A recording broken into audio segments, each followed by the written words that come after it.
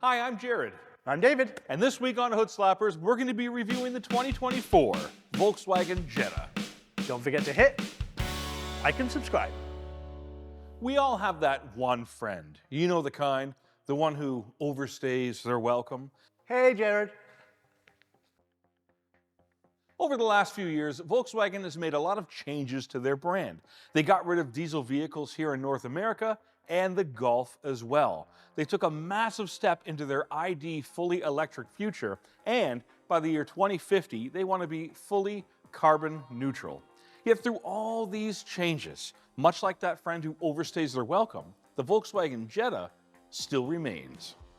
The Jetta was Volkswagen's golden boy and #1 selling vehicle for over 30 years. It seems everyone has a memory of a Jetta in one way or another, whether it's getting driven around as a kid to hockey practice or waiting in a McDonald's drive-thru, only to be told their ice cream machine is broken. We can all relate to the Jetta. It is the stalwart for the German automaker and helps solidify their name. But with so many changes to the Volkswagen brand, why did they decide to keep the Jetta? What is so special about it? Well, first and foremost, the Jetta, like a chameleon, has the ability to adapt. And it can change colors. No, I think what I mean is Volkswagen created a Jetta that can be for anyone. Now, the average Jetta driver is a 44-year-old male making $90,000 a year who likes travel, fitness, and sporting things. That sounds like a really bad Tinder profile. Yeah, it does. Swipe left. Or is it right? Left. No. The only time I swipe is when I'm ordering all-you-can-eat sushi. Yeah. I don't enjoy Tinder, but I do like plenty of fish. Well, no matter which way you swipe, left or right, Volkswagen has a Jetta for you. For example, maybe you're just a regular guy who wants a good car. The Jetta comes in 3 different trim levels to choose from, with an available manual option. But maybe you want something a little sportier looking.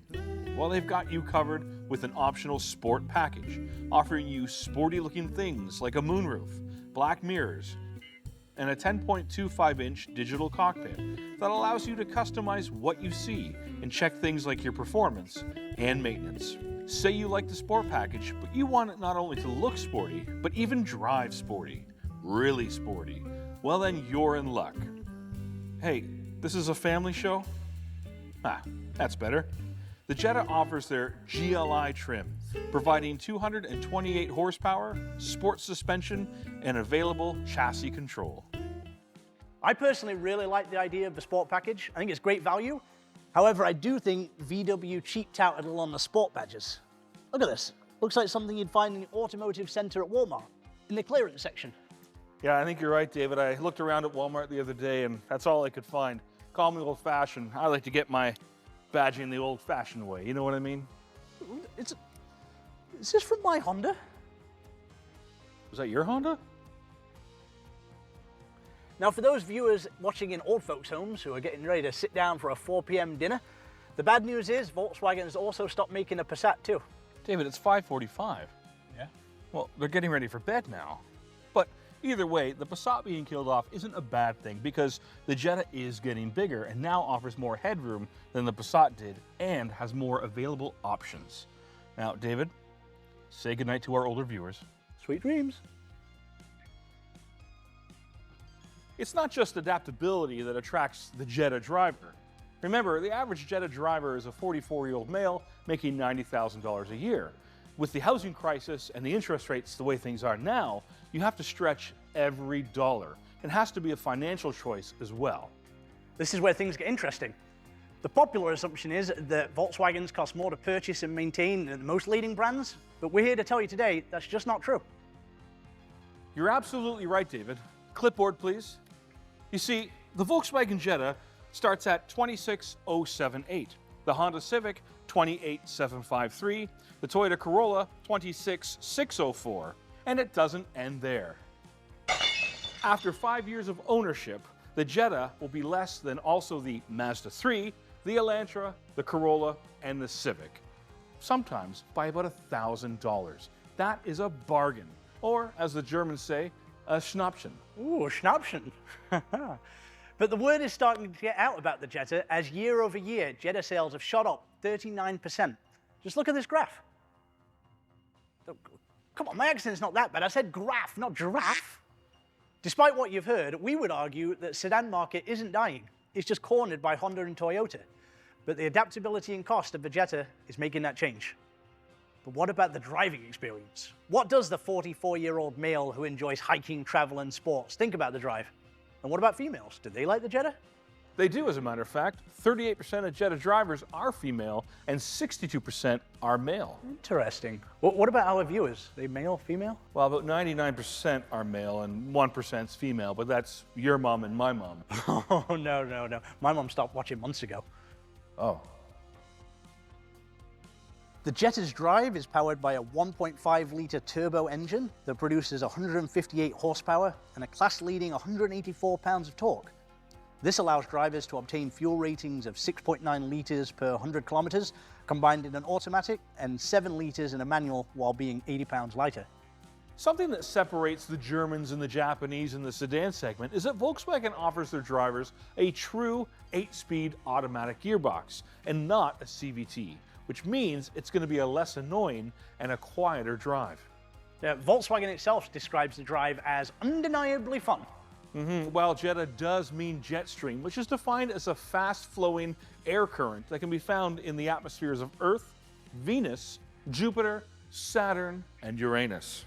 You saying the Jetta's interplanetary, like Star Trek? Well, I don't think that's what it means, David, but we're just going to take it for a drive here on Earth. Let's make it so. David, that's my line.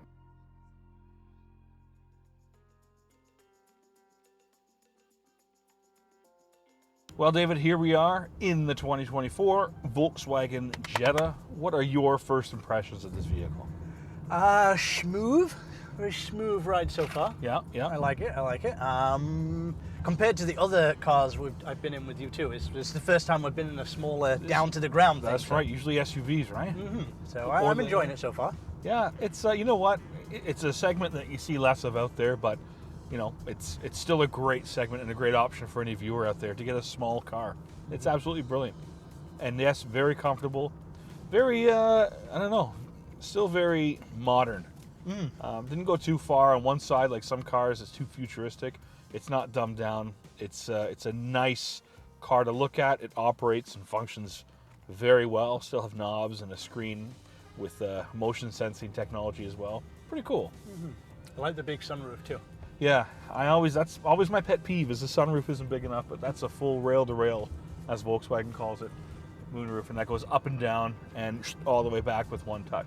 So we're in the 2024 model, and it's got a lot of cool new features, but I heard that 2025 is going to be a whole new facelift. It's going to be a facelift for 2025, and hopefully Volkswagen does a good job at promoting this because the Jetta took a hiatus in 2018, 2017 was the last year, and then 2018 was nothing, and they brought this basically design in 2019, and it kind of fell on deaf ears. I don't know what happened, but it didn't get promoted like it should have, and the Jetta is a car that deserves it to be promoted, that is.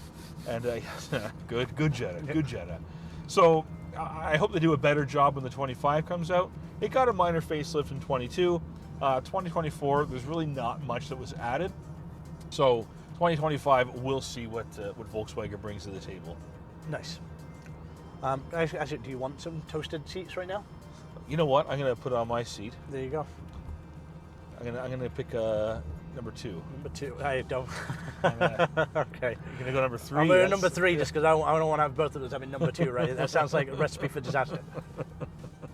So being from England, when we learn to drive, almost everybody learns to drive stick, manual. Yes. And is it true that this is the last year you can be able to get this option in the manual? This is Volkswagen is pulling the chute on the manual transmission on the Jettas, the GTIs, and the Golf Rs. But the interesting thing is they're going to keep it for the GLI. So if you want a Jetta and you want a stick, after this year, you're going to have to go with a GLI. There's no other manual transmission that Volkswagen will offer their drivers. So a little sad for me. That's what I have as a manual, and a little sad for everyone out there. Nice. Why do you prefer the manual? You know what? It's a lot more fun to drive. Yeah. It's, I don't know. I get in a car and naturally put my foot on the clutch. I naturally want to shift forward. Yeah, it's just my body's in tune to that. I remember when I first moved to Canada from England, driving an automatic for the first time. It's like driving a go-kart. It's like a toy. Like it's just like so easy. Is your car now an automatic or manual? I've got an automatic now just because I got kids. I got to deal with kids with one hand and then drive with the other. Yes, yeah. You can't be doing this, reaching in the back, and you got to have that extra hand. Okay. So this is the sports model. Does it feel sporty to you? Well, it feels sporty, but a lot of people would say the Jetta, I mean, I think it drives very well, very comfortable, but some people, the critics, are saying that it doesn't have a sporty enough drive. But David, check this out. I go ahead and I hit this button, and look, it's got a sport mode. It says sport right there, so who am I to argue? That is a watertight case for this car being very sporty. But if you want something sportier, as we mentioned, you can get the GLI. Again, that will give you the manual transmission. But I think the average Jetta driver, that 44-year-old male who makes $90,000 a year, who likes traveling, fitness, and sports, I think he'd maybe prefer this car over the GLI. But it's a very specific male to drive 44. Who is this man? I can picture him, what he looks like in my head. He's got glasses. He's got glasses. And he's got curly hair. Okay? What's his name? I think his name is Todd. 100% he's a Todd. Yeah, Todd drives a Jetta 100%. Todd drives a Jetta. He's got his glasses. He's got his curly hair. He wears golf shirts. He wears golf shirts. Volkswagen golf shirts. But I think he wears a cardigan over in the winter. Yeah. Only in the winter. With his sunglasses tucked in there. Yes. And he plays pickleball on the weekends. Who doesn't play pickleball on the weekends Not these enough days? people, Jared. Do you play pickleball? God, do you think I'm that skilled? No, I don't, but I think we are the only two who don't play pickleball, but it is a growing sport. But I'm sure there's a lot of pickleball drivers. Yeah. If you hit the sport button, you would get endowed with pickleball skills. So. Have you ever had a Jetta or wanted a Jetta? Or I wanted a Jetta. I'll tell you what. Here's my Jetta story, because Jetta's been around for a while. Everyone seems to have a Jetta story. My sister's boyfriend, his name was Binny. That's what we called him. He had an '86 Jetta diesel, and he picked it up somewhere, and he was like, "Yeah, do you want to buy it?" And I was like, "Yeah, I want to buy that thing." And then for some reason, my dad, you know how dads are, they're an expert at everything that you're interested in. No. You could be the president of the United States and your dad would be like, well, son, a good president needs to be this, that, and the other. They're just all of a sudden they're experts at anything you want to do. So my dad said, well, we got to think about an '86 vehicle. It's going to break down. It's going to do this and that. And he told me not to buy it. The car was around for years and years and years. And I regret that. My dad doesn't know anything about cars, but he all of a sudden became a mechanic in that moment. What about you? Any Jetta memories? I've never had a Jetta, but when I was in college, my good friend had a Jetta and he used to drive us around all the time. So I would always sit shotgun and I would prepare food for him in the passenger seat. So you knew the role of the shotgun. Oh yeah. You were aware that you don't just sit up there and enjoy. You have responsibilities. No, I would be like a master chef. One of my best recipes is when I would get like a crusty baguette and some chopped up tomatoes, some chopped up onion, a little bit of olive oil, maybe some crumbly Greek cheese.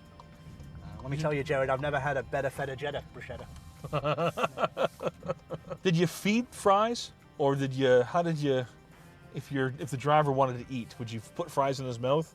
Or would you hand him fries? I would lay the food down on the dashboard, and then he would come to a brisk stop on the thing, and then the centrifugal force would fly it back into his gullet. Oh. It was not exactly safe, but it got the job done.